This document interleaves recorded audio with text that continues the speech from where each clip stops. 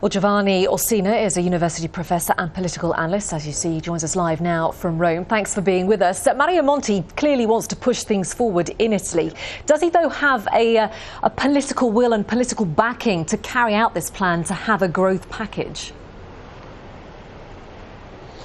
It really must be seen, because today he announced the growth package, but he didn't really go into the details of it.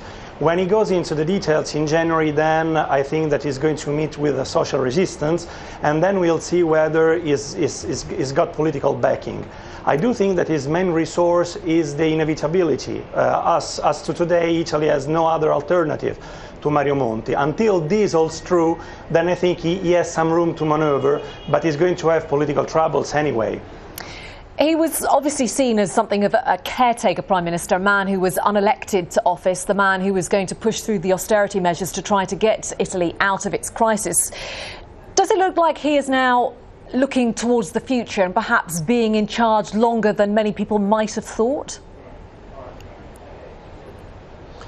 That's a possibility, because basically politicians are trying to build an alternative to Monti behind his government, or I'll say underneath his government, but so far they don't seem to be succeeding.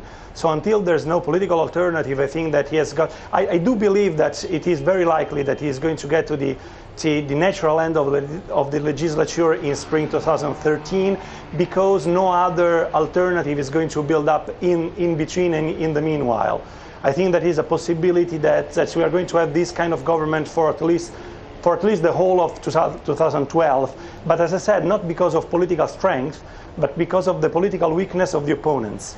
And what about would-be opponents, at least? What about the Italian people themselves? How do they view this man who was previously pretty unknown, certainly across the world, and I suspect in Italy as well? He's seen as a bit of a grey-suited man. He's a technocrat, as he's been described.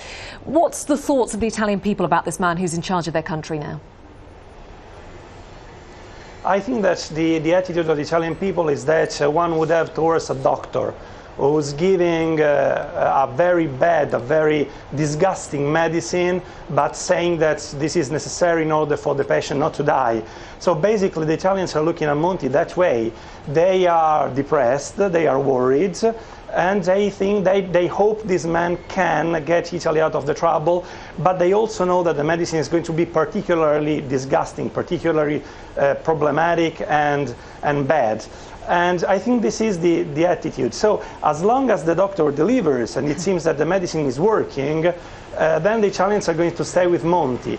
The major problem is that this is a long-term medicine, and Italy needs a long-term cure. So the problem is, of course, whether Italy will stay with Monti in the next months, because the next weeks are not going to be enough. All right, Giovanni Orsina, great to have you with us. Thanks so much for joining us on Al Jazeera.